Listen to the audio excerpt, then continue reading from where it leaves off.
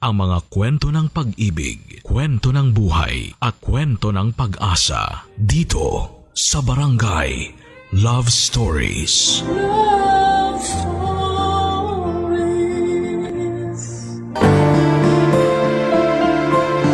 Hindi tama na magpaasa ng kapwa. Marami na ang nabibiktima at patuloy na nahuhulog sa patibong ng mga taong wala namang balak saluhin ka. Ikaw kabarangay, nasubukan mo na bang mapaasa o ikaw mismo ang paasa?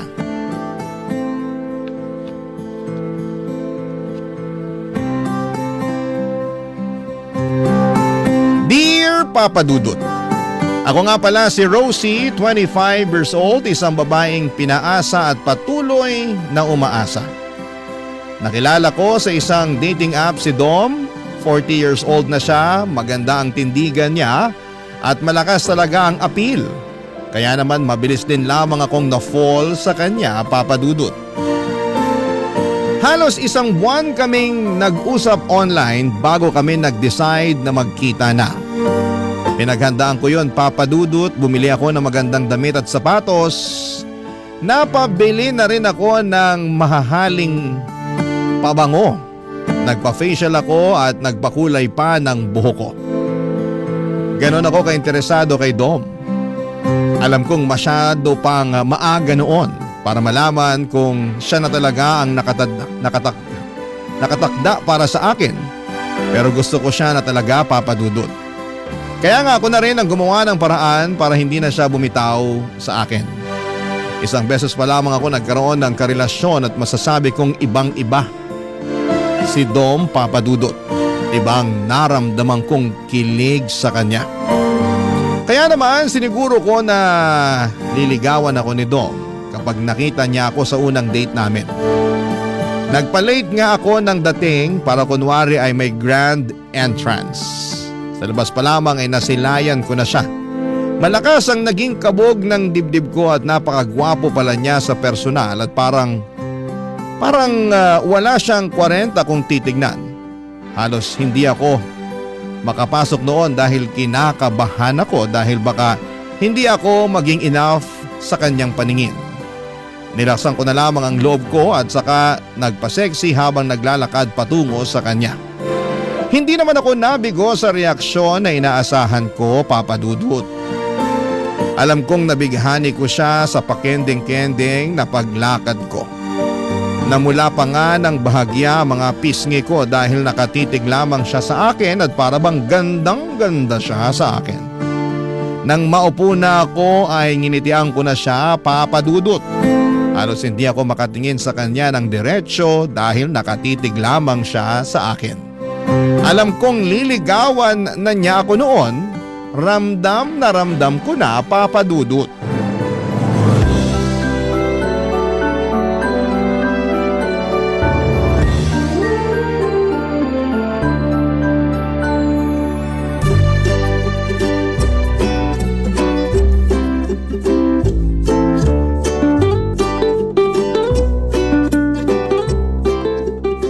Tumal ngayon ah. Kanina pa walang customer. Dapat ganitong oras, dagsana mga tao. Ganun talaga. Di lahat ng araw mabenta tayo. Meron talaga yung ganito, walang katao-tao. Wala na ngang katao-tao, pati boses mo wala rin kabuhay-buhay. Malungkot kasi ako. May nangyari ba? Meron. Ayoko nga sana mag-duty pero di naman pwede. Pwede kang magkwento sa akin. Para kahit paano, gumaan naman yung loob mo. Ay, di niyo na kasi ako kinakausap eh. Ha? Sino? Sino pa ba? Eh di yung kinukwento ko sa'yo nung nakaraan. Yung lalaki na nakilala ko sa clan. Yun ba? Akala ko di na kayo nag-uusap nun. Sabi mo pa nga nakakatamad siyang kausapin, di ba? Oo, nung una. Pero mali pala ako. Buti na lang nireplyan ko pa rin yung text niya. Binigyan ko ng chance na makilala siya ng husto. Pero sabi mo hindi ka na niya kinakausap, di ba? Oo. Kailan pa? Nagsimula nung isang araw tapos hanggang ngayon. Tinadtad ko na nga siya ng text eh. Sinubukan ko ring tawagan pero cannot be reached naman. Hindi ko naman alam kung anong rason kasi okay naman kami tuwing nag-uusap kami. Yung totoo, In love na nga ata ako sa kanya eh. Patay tayo dyan. Baka naman naramdaman niyang in love ka na sa kanya, kaya di na siya nagparamdam. Ganun ba yun? Minsan, oo. Siya kaya yung una nagsabi sa akin na gusto niya ako. Tapos sabi ko di pa ako ready ulit makipagrelasyon kasi nga kakabreak ko pa lang sa ex-boyfriend ko. Nakwento ko yun sa'yo ah. Oo, iyak ka pa nga ng iyak sa akin nun. Ang pangit ko ba ng mga oras na yun? Hindi naman, sakto lang. Grabe ka naman sa akin. Kaibigan ba talaga kita? Oo, kaya nga sinasabi ko lang yung totoo. Ay nako, ang prangka mo kahit lalaki ka. Wag mo nang ibayin yung usapan. Anong sabi niya nung sinabi mo hindi ka pa ready makipagrelasyon ulit? Willing to wait daw siya. Pero hindi nawala yung sweetness niya. Yung pagiging caring at thoughtful kagaya nung una. Kaya na-inlove na rin ako. Sinabi mo ba yan sa kanya? Sasabihin ko pa lang sana kaso hindi na nagre-reply eh. Tapos hindi ko na matawagan number niya. Palagay mo, may nangyari kayang masama sa kanya? Hindi ko alam pero palagay ko niloko ka lang niya. Hindi totoo na in love siya sa'yo. Talaga? Bakit naman niya gagawin yun wala naman siyang mapapala sa akin? Hindi ko alam pero malay mo, ginawa ka lang niyang pampalipas oras. Tapos nung nagsawa na siya, di ka na niya nireplyan. Nagkita na ba kayo? Hindi pa. 2 linggo pa lang naman kami nag-uusap eh. 2 linggo pa lang naman pala. Makaka-move on ka rin doon. Paano mahal ko na nga siya. OA man kung tutuusin pero kahit na sandali pa lang kami nag-uusap at hindi naging kami, broken hearted na ako. Hirap sa'yo, dali mong magtiwala sa mga lalaking nakaka-text mo. Mabait kasi sila sa akin at alam mo naman type ko 'di ba? Sweet, caring, thoughtful. Kaya lang kayong mga lalaki talaga sa una lang kayo magaling eh. Oh, wag mong latin. Okay sige, pwera sa'yo. Saka sa mga tatay natin. Pero yung iba ganun na lahat. Ay, pakiramdam ko tuloy. Magkakasakit ako kasi broken hearted ako. Kung totoong mahal ka niya at kung para kayo sa isa't isa, babalik yun. Pag hindi, hayaan mo na lang siya. Sana nga ganun lang kadali yun.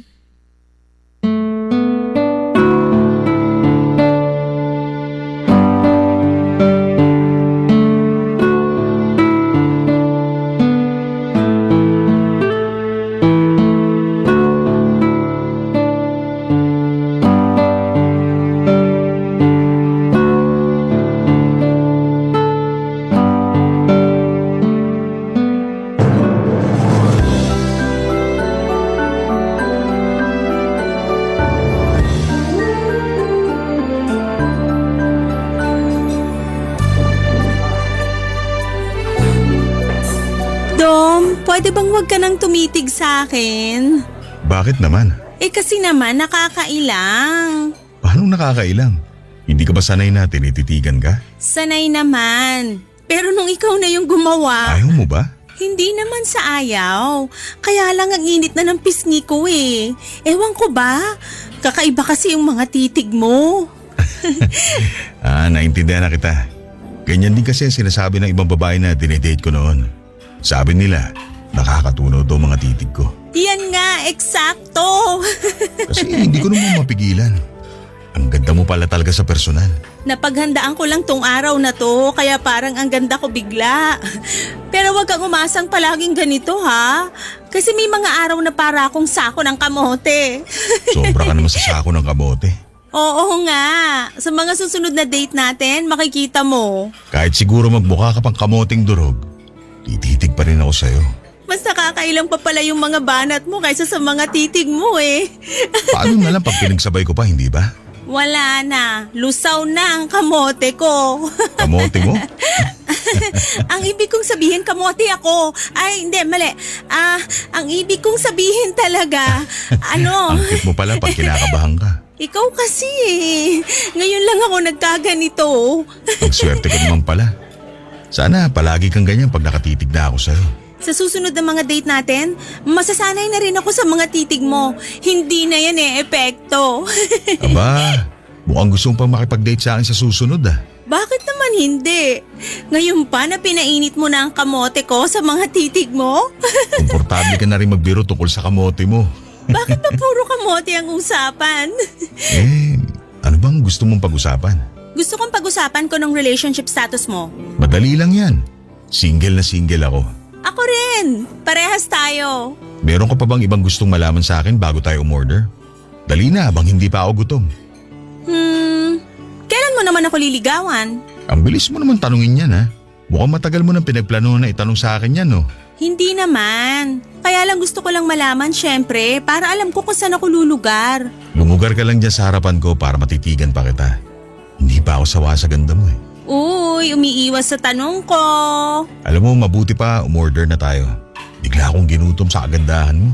Sige, order na tayo. Pero kapag busog ka na, sasagot ka na ha. Tignan natin kung mabubusog ako ng pagkain dito. Kapag hindi, sa susunod ka na bumawi ng tanong. Okay, hindi naman ako nagmamadali. Willing to wait ako palagi sa pagkain at sa'yo na rin.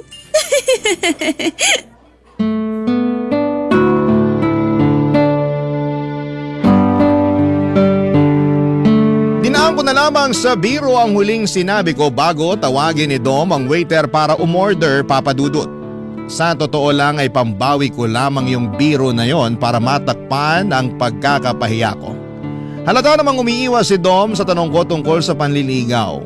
Alam ko namang makakakuha ko ng positibong sagot sa kanya dahil nakita ko naman na interesado siya sa akin.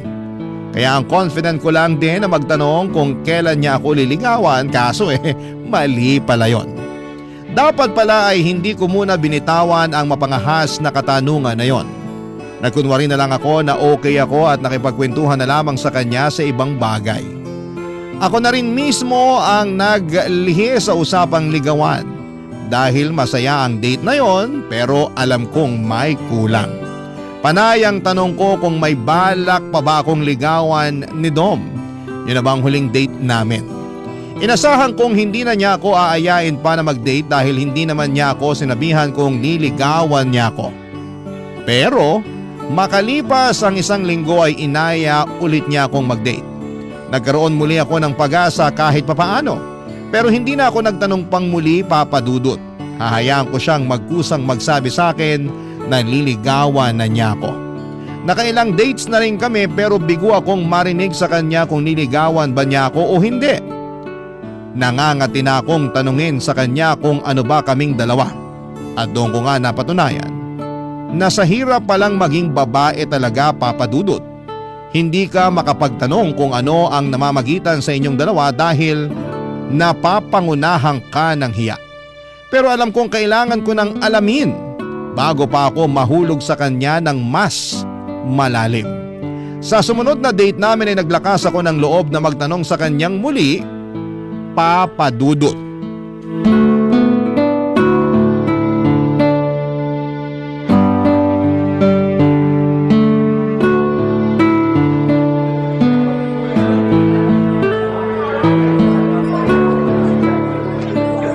Dito sa napili mong coffee shop Hindi masyadong maraming tao.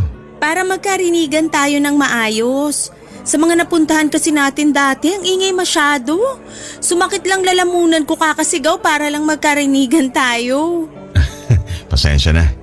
Mahina akong pumili ng lugar kapag nakikipag-date. Hayaan mo, sa susunod na date natin, ako na talaga ang mamimili. Tinawanan lang talaga ako. Order na tayo ng kape? Parang kailangan ko ng mga simsikmura ako. Teka, bago tayo magpaasim ng sikmura, may gusto lang sana akong itanong. Ano yun? Ang tagal ko na kasing gustong itanong to sa'yo, kaya lang nauuna lagi yung hiya ko. Uutang ka ba? Hindi Mukha na ba talaga akong gipit sa paningin mo? Biro lang. Ang seryoso mo kasi. Seryoso nga kasi itong sasabihin ko. Ngayon pa lang parang gusto ko ng mga sim sa kaba ng sikmura ako. Dom, seryoso nga. Ano na bang nangyayari sa atin? Hindi kita maintindihan. Panay ang labas natin. Pero hindi klaro sa akin kung saan ang punta nito. Anong sinasabi mo? Talaga bang wala kang alam sa mga sinasabi ko? Linawin mo kasi. May pag-asa bang maging tayo? Liligawan mo na ba ako? Kailan? Uy, ang dami mo naman tanong. Di ba dapat isa lang? Sige. Tayo na ba? Hindi pa naman kita nililigawan. Paano magiging tayo, hindi ba? Kaya nga ang susunod na tanong, kailan mo ako liligawan? Uy, dapat isang tanong lang. Huwag kang madaya. Huwag na sana tayong maglokohan, Dom. Sabihin mo na lang sa akin kung niligawan mo ako o hindi para alam ko kung saan ako lulugar. Gusto mo talaga malaman yung totoo? Oo naman. Yun lang naman ang kailangan ko eh. Meron akong balak ligawan na ibang babae. Eh bakit pala niyaya mo pa ako makipag-date? Masama ba? Single ka. Single ako. Wala namang sinasabi sa batas na bawal yun. Pero kung may balak ka ng ligawan na iba, di wag na tayong mag-date kasi wala rin naman pala tong patutunguhan. Sana kasi hindi ka na lang nagtanong eh. At kasalanan ko pa kung gusto ko maging klaro ang lahat sa atin? Sorry Rosie. Iba talaga ang gusto kong ligawan. Pero nai-enjoy ko naman na kasama ka. Nai-enjoy mo nga akong kasama, pero iba naman ang gusto mong makasama. Lugi! Rosie naman. Gets ko na. Huwag ka na magpaliwanag. So ito na ang huli nating date. Ganon. Siguro. Hindi siguro. Siguradong oo. Ikaw bahala. Ikaw naman nagdesisyon yan. Parang ako pa ang mali rito ah. Ikaw na nga to nagpaasa sa akin tapos parang ikaw pa tong lugi? Hindi kita pinaasa. Hindi ako makapaniwala sa mga sinabi ni Dom, Papa Dudut.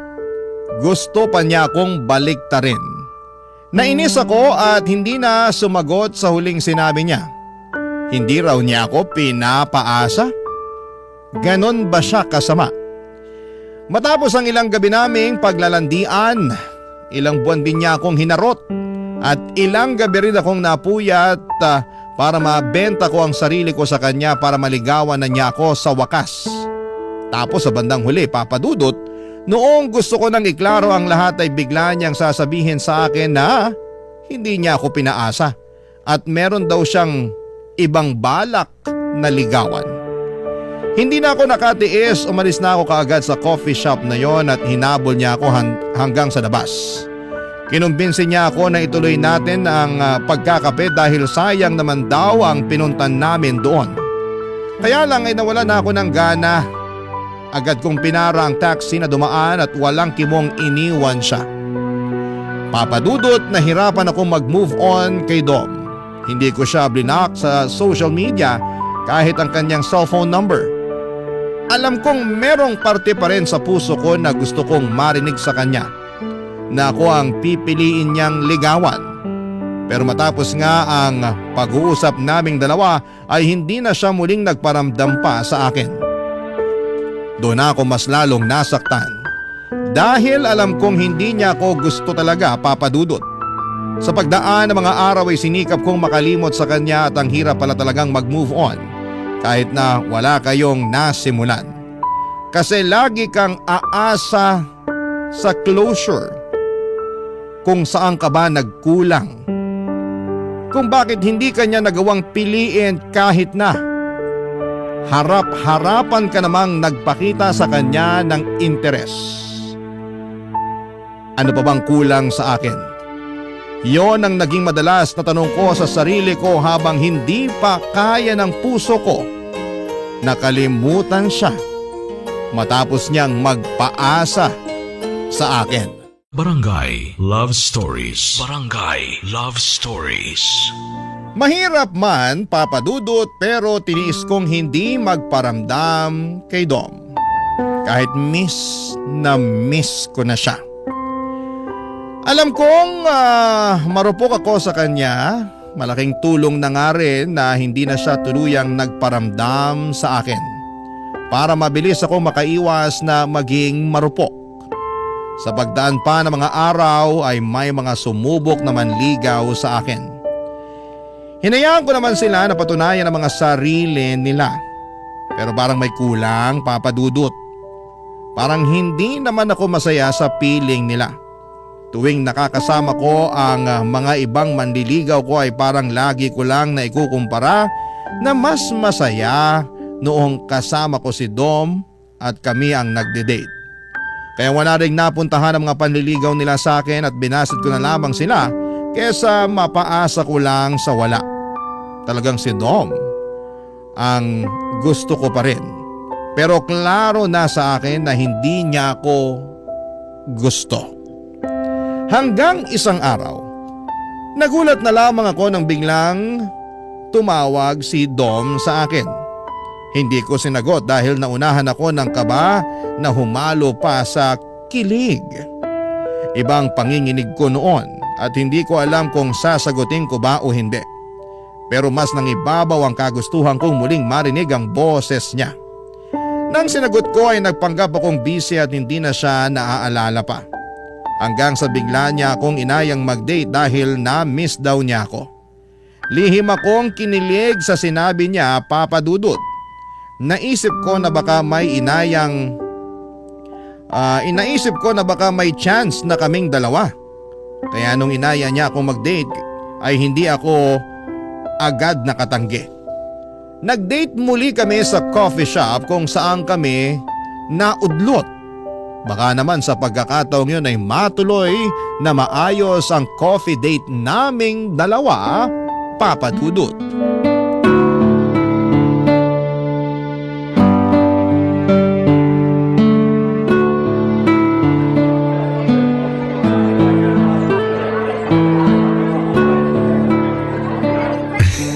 Anong nakakatawa? Parang kailan lang nandito tayo sa coffee shop na to nagtatalo. Kasalanan mo kasi. Oh, tawa lang uli. Hindi lang ako makapaniwala na mabibigyan mo ulit ako ng second chance. Naglakas loob lang talaga akong tawagan ka. Kahit na pakiwari ko, hindi ka pa natatauhan. Hindi pa nga. Pasalamat ka na lang talaga. Thank you ah. Ang tibay ng helmet mo. Akala ko mapapahiya na ako eh. So ano bang ibig sabihin itong date natin ngayon? Ano bang gusto mo maging ibig sabihin ng date natin ngayon? Ayan ka na naman ha. Mukhang red flag ka na naman sa akin. Joke lang. Ano ba? Gusto kong malaman kung mag-aaksaya ba ako uli ng oras sa'yo o may pagbabago na ba sa feelings mo para sa akin. Hindi naman nagbago ang feelings ko para sa'yo. Gusto pa rin naman kita. Pero hindi ako ang niligawan mo. At nagsisi nga ako na ibang babae ang pinili ko. Anong ibig mong sabihin? Binasted ako nung nililigawan ko. Kaya pala ginagawa mo akong rebound ngayon. Uy, hindi ah. Nung binasted niya ako, doon ko napagtanto na ikaw talagang tamang babae para sa akin. Hindi ka rebound. Gusto na talaga kitang ligawan ngayon. Nagkamali lang ako noon. Ganon din yun. Kasi kung hindi ka naman binasted nung babaeng yon, hindi mo na uli ako lalapitan. Hindi mo ako maiisipan na tawagan uli. Hindi totoo yan. Ang tagal ko nang gustong tawagan ka. Nauunahan lang ako lagi ng hiya. Saka nalilito ako sa inyong dalawa dati. Nung iniwan mo ako rito sa coffee shop na to, parang nasaktan ako. Gusto sana kitang tawagan nung gabi na yun pero ramdam ko galit ka pa rin sa akin. Talagang galit ako sa'yo. Pinaasa mo ako eh. Hindi kita pinaasa. Huwag mo na akong i-gaslight. Hindi ko alam ang ibig sabihin yan. At kung ano man ang ibig sabihin yan, wala akong pakialam kasi hindi ako ganyan. Hindi mo nga alam ang ibig sabihin ng gaslight tapos saangal ka na hindi ka ganun? Ang labo mo. Ayoko na nga maging malabo. Kaya nga sinasabi ko na sa'yo ngayon, pwede ba akong manligaw sa'yo? Sigurado ka na ba? Oo naman. Baka isang araw bigla mong ibabalita sa akin na liligawan mo na uli yung babaeng yon. Hindi na mangyayari yon. Ayoko na ron. Hindi niya deserve ang pagmamahal ko. Sa'yo lang to dapat. Alam mo talaga kung paano ako mahuhuli eh. Effective pa rin pala ang charm ko sa'yo ha. Hindi naman kasi nawawala yun. Eh di, pahay ka namang paligaw sa akin. Paano kung pahirapan ko yung panliligaw mo sa akin para makaganti lang ako sa pagpapaasa mo nun? Hindi kita pinaasa. Paulit-ulit na lang. Pinaasa mo nga ako. Huwag mo nang i-deny. Oo na lang para matigil ka na. Ayoko mag-away tayo. Sabihin mo na sa akin, ano na? Pwede na ba ako manligaw talaga? Oo nga. Basta wala nang bawian ha. Ang tanga ko naman kung iiwan pa kita. Natauhan na ako. Sure? Sure ako. Ikaw na talaga ang gusto ko. Kahit pahirapan mo pa ako sa panliligaw sa'yo. Bigyan mo na ako ng second chance, please. Hindi ka magsisisi. Promise. Bala ko pa sanang itago ang kilig pero hindi ko na kinaya. Napakagatlabi na lamang ako sa sobrang kilig habang nakatitig sa mga mata ni Dom. Sa wakas, may part 2 na ang love story namin. Talagang kailangan lang sigurong maligaw ni Dom sa ibang babae para mahanap niya ang daan pabalik sa akin. Nawala tuloy ang galit ko sa kanya. Natunaw lahat ng inis ko sa kanya lalo na noong hinawakan niya ang kamay ko at saka hinalikan. Pagkatapos noon ay humiling siya na kung pwedeng makahalik sa aking pisngi. Pinayagan ko naman siya at pagkatapos noon ay nagkusa akong halikan ang kanyang mga labi. Parang nag-init ang pakiramdam ko nang mahalikan ko siya. Ramdam kong ganun din siya. Hindi na nga kami naka-order ng kape dahil inaya niya akong magkape na lamang sa bahay niya. Agad naman akong pumayag, Papa Dudut. Mas gusto ko roon para masolo namin ang isa't isa. May nangyari na nga sa aming dalawa. Kahit sabihin pang parang nagmadali akong ibigay sa kanya ang pagkababae ko, ay wala po akong pakialam, Papa Dudut. Lalo't nakikita ko naman sa kanya na interesado na siya sa akin. Panay ang labas namin, lagi kaming magkahawak kamay, panay pa nga ang regalo niya sa akin ng bulaklak at tsokolate. Lagi rin niya akong binibilahan ng maliliit na teddy bear kapag sahod niya. Ramdam na ramdam ko talaga na seryoso na siya sa akin. At hindi ako nagsisisi na binigyan ko siya ng second chance para matuloy ang naudlot naming pagtitinginan. Hanggang isang araw, bigla na lang siyang nagka-cancel ng mga date namin. Nalimitahan na rin ang pag-uusap namin at parang lagi siyang nagmamadali, Papa Dudut. Hindi na rin niya ako binibigyan kahit na isang piraso ng tsokolate kahit sahod niya. Isang araw, nilahad niya sa akin ng dahilan sa parehong coffee shop kung saan kami madalas na magligawan, Papa Dudut.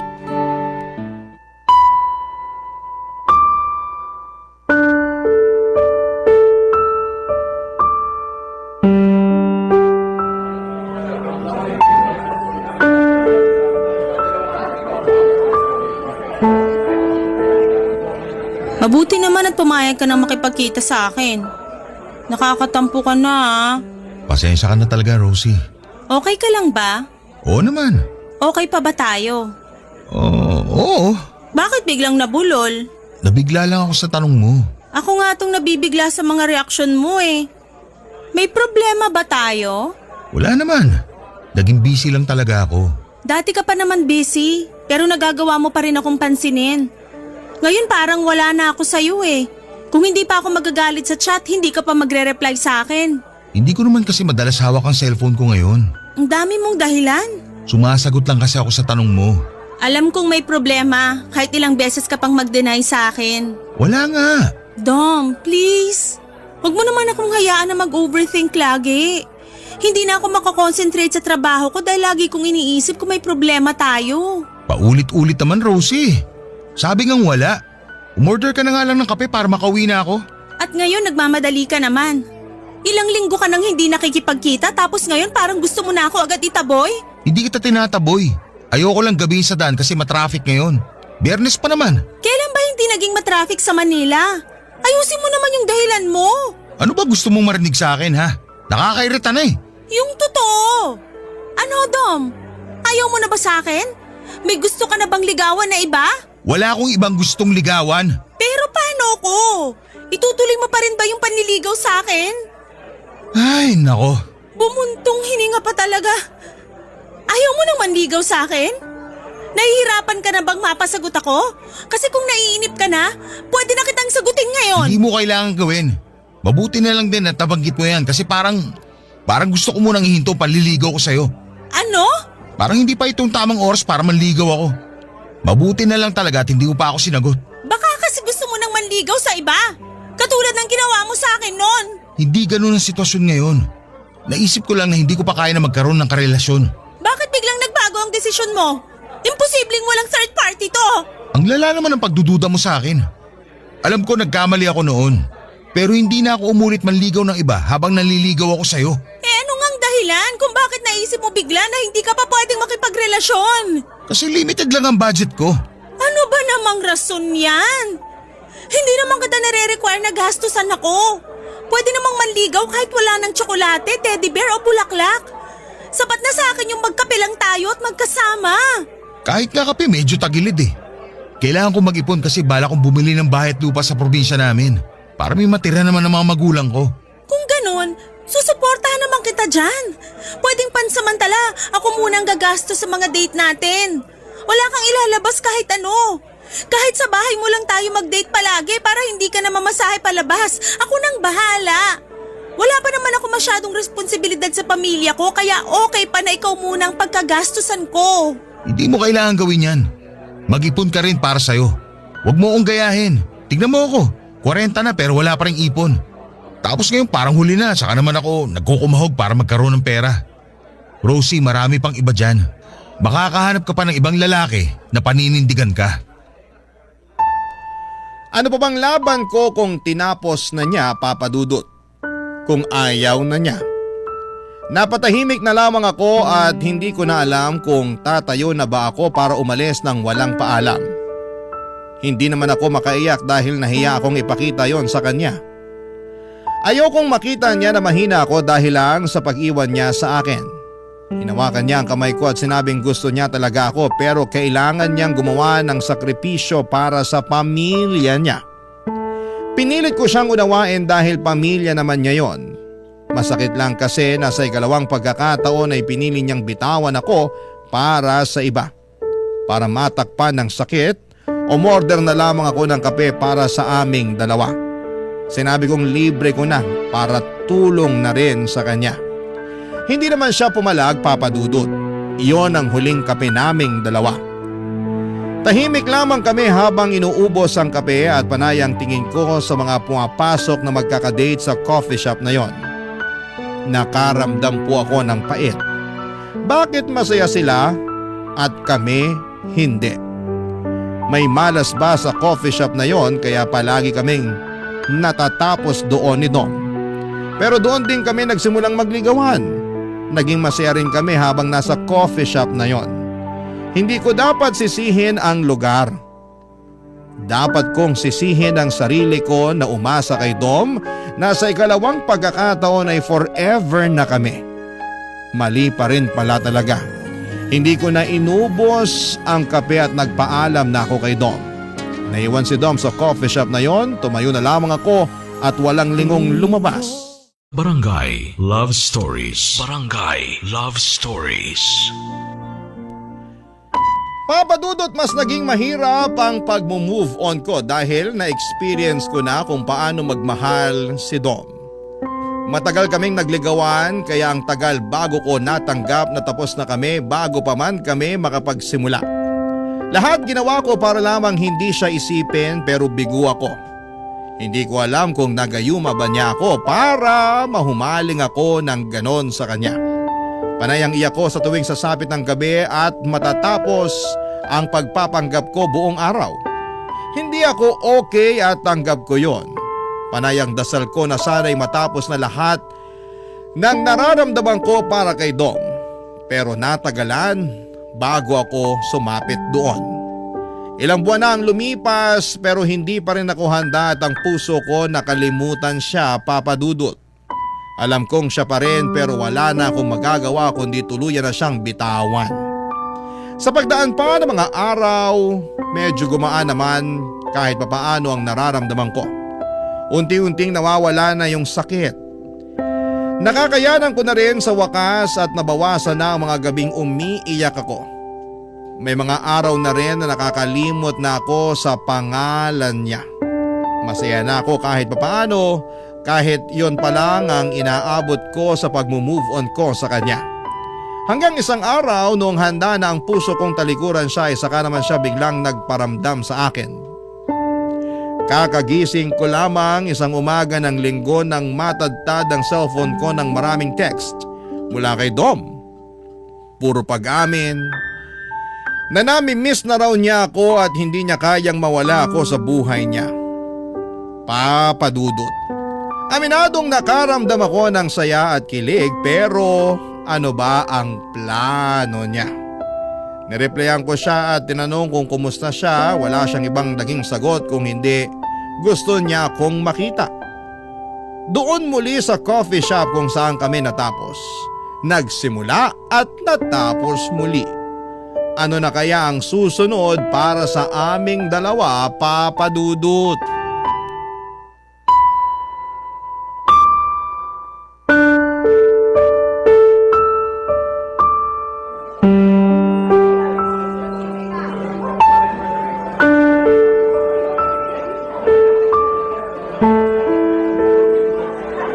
diretsahan na. Bakit bigla mong tatadtarin ng mga text yung cellphone ko? Masama ba? Masama talaga. Tinapos mo na tayo, di ba? Dapat hindi ka na nagpaparamdam pa. Oo, pero… Pero gusto mo uli akong paasahin. May third eye ka ba? Kasi parang ramdam mo ko eh. Ramdam mo kung kailan kaya ko nang bumitiw sa'yo. Saka ka biglang lalapit para testingin uli ako. Hindi totoo yan. Namiss lang talaga kita. Sinungaling. Totoo yun. Kung alam mo lang kung gaano kahirap sa akin na masanay na wala ka na ulit sa akin. Ang hirap. Huwag mo nga akong daanin sa drama.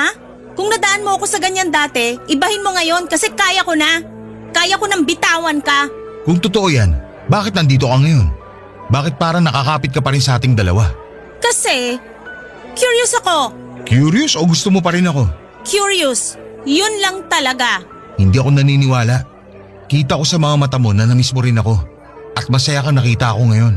Ang kapal din naman ang mukha mo. Kinakapalan ko na talaga ang mukha ko para lang maamin sa'yo ang totoo. Namiss kita, Rosie. Ang hirap pala na wala ka sa buhay ko. At bakit ngayon lang yan? Ilang buwan mo akong hinayaan? Kasi alam mo naman may kailangan ako isakripisyo, hindi ba? Ako na lang lagi sinasakripisyo mo kapag nagigipit ka. Kasi alam ko maiintindihan mo ako. Kasi wala naman akong ibang choice. Kahit hindi kita intindihin, wala pa rin ako ibang magagawa kundi tanggapin yung pagtalikod mo sa akin. Wala na ako ibang masasabi ko hindi sorry. Yun lang ang kaya kong gawin. Sana pala hindi ka na lang nakipagkita kung sorry lang ang sasabihin mo. Kasi okay na ako eh, kahit hindi ko yan matanggap sa'yo. Pero hindi okay sa akin na hindi makahingi ng sorry sa lahat ng nagawa ko sa'yo. Patawarin mo sana ako. At kung mapatawad kita ngayon, anong mangyayari? Kung meron man akong gusto mangyari ngayon, walang iba kundi magkaayos tayo at sana mabigyan mo ako ng third chance. Third chance mo mukha mo. Wala na ba talagang pag-asa, Rosie? Isipin mo lahat ng ginawa mo sa akin. Saka mo itanong kung dapat ba kitang bigyan ng third chance. Alam ko mahirap na pagbigyan mo ako ulit ngayon. Pero makakasiguro ka na hindi magiging mali ang desisyon mo kapag bumalik ka sa akin. Natuto na ako. Na-realize ko na hindi ko kayang wala ka. Tapos iiwan mo uli ako kapag may gulo na naman sa buhay mo. Hindi na mangyayari yun. Kung may problema man ako, hindi na ako bibitaw. Natuto na nga ako. Ayoko nang mahalin ka, Dong. Nakakainis ka. Halika nga rito. Yakapin mo ako. Ibig sabihin, pasado na ako sa third chance? Ayaw mo yata eh. Gusto, syempre. Gustong gusto ko.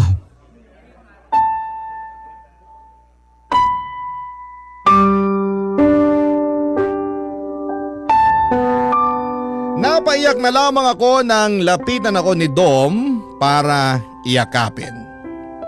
Nagpalakpakan ang mga tao sa paligid namin at akala ata nila ay nag-propose si Dom sa akin. Hindi naman namin sila kinorek dahil masyado kaming masaya noon, Papa Dudut. Yung manager nga sa coffee shop ay nag-offer ng libreng 2 tol Amerikano para sa aming dalawa. Masaya daw sila na doon namin piniling i-celebrate ang panibagong milestone sa buhay namin. Kahit papaano ay gumaan ang pakiramdam ko at naisip kong tama lang na bumalik ako kay Dom. Parang sign yun ng Diyos na nasa tamang tao ako dahil lahat ng tao sa paligid namin ay masaya para sa amin. In-enjoy namin ang libreng kape at nang maubos namin yon ay inaya niya akong pumunta na sa bahay niya para maglambingan. Muli na namang may nangyari sa amin, Papa Dudut. Namiss namin ang isa't isa at ramdam ko yon sa bawat hawak sa akin ni Dom. Dinoble ni Dom ang pagbawi niya sa mga pagkukulang nito sa akin. Naramdaman ko na parang muling may nagbabago na sa kanya. Kahit may mga problema siyang pinagdaraanan ay sinisigurado niyang hindi na niya ako basta-bastang bibitawan. Talagang nagbago na siya. Minahal ko na siya at hindi ko na pinatagal pa ang panliligaw niya. Sinagot ko na siya at naging opisyal na kaming dalawa at naging okay na ang mga sumunod na buwan sa aming dalawa. Plano na nga niyang pakasalan ako sa susunod na taon, Papa Dudut, basta makaipon. Mahal na mahal ko na talaga siya at ginawa ko ang lahat para lamang manghinayang siyang iwanan ako kung sakali man. Wala na akong ibang lalaking gustong makasama kundi siya lamang, Papa Dudut. Ilang beses akong nagdarasal sa buong araw para lamang magpasalamat dahil binalik niya sa akin si Dom. At nang sumapit nga ang 3rd month rin namin, inaya ko siyang mag-date muli sa coffee shop na paborito namin, kung saan nagsimula ang lahat, Papa Dudut.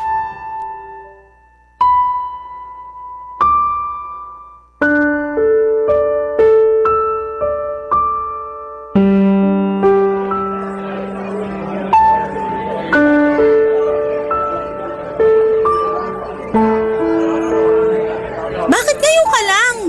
3 oras na ako naghihintay sa'yo rito. Nakailang higop na ako ng kape. Inaasid na ako ng malala.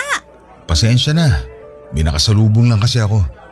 Nagkakwentuhan kaya hindi ko na namalayan ng oras. Gaano ba ka-importante sa'yo yung taong yon para makalimutan mo yung oras ng date natin? Sorry na nga eh. Babawi na lang ako sa'yo ngayon. Ginagalit mo ako eh. 3rd month pa naman natin. Ilang sorry pa ba ang kailangan kong sabihin, Rosie? Oh, bakit parang nabaligtad yung sitwasyon?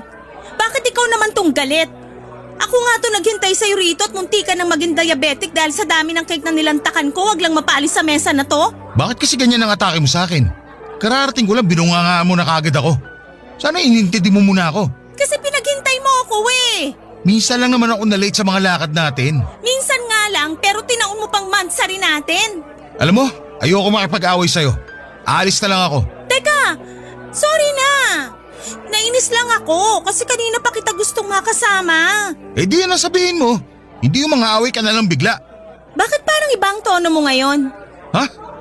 Hindi ah. Kilala kita, Dom. May problema ba? Ikaw nga to may problema.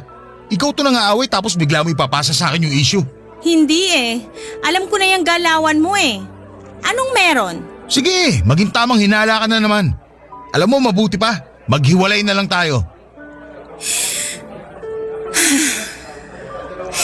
Dom? Sino ang nakamit mo kanina? Bakit? Ayokong maging tamang hinala. Pero hindi ka naman kasi ganyan dati. Mahaba ang pasensya mo sa toyo ko. At hindi ka basta-basta nakikipaghiwalay maliban ngayon. Dom, umamin ka. Anong nangyari kanina habang wala ka rito? Wala nga. Huwag mo nga pairalin yung toyo mo. Nakakairita na eh. Bukas na lang tayo mag-usap pag kalmado ka na. Aalis muna ako. Dom, please! Mag-usap tayo! Kinakabahan ako sa'yo! Alam mo, ayoko sa lahat yung masyado naghihinala. Maghiwalay na lang talaga tayo. Ayoko na. Bakit ang bilis mong umayaw? Anong nangyari kanina, Dom? Anong nangyari? Rosie, ayoko na. Narealize ko ngayon na hindi pala talaga kita gusto. Napatunayan ko na lang na tama ang feelings ko nung binungangaan mo ako. Anong nangyari, Dom? Sabihin mo sa akin. Hindi ka magdedesisyon ng biglaan kung wala lang. Gusto mo talaga malaman ng totoo? Oo. Naalala mo yung niligawan ko dati? Yun ang busted sa akin? Yung babaeng pinili mo kaysa sa akin? Siya yung kasama ko kanina. Ano na naman to, Dom? I'm sorry, Rosie. Ayoko na maging unfair sa'yo.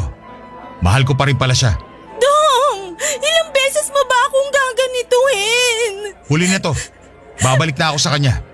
Liligawan ko ulit siya. At kapag binasted ka na naman niya? Hindi niya na ako binasted, Rosie. Sabi niya pwede ko na siyang ligawan. Kasi type na rin daw niya ako.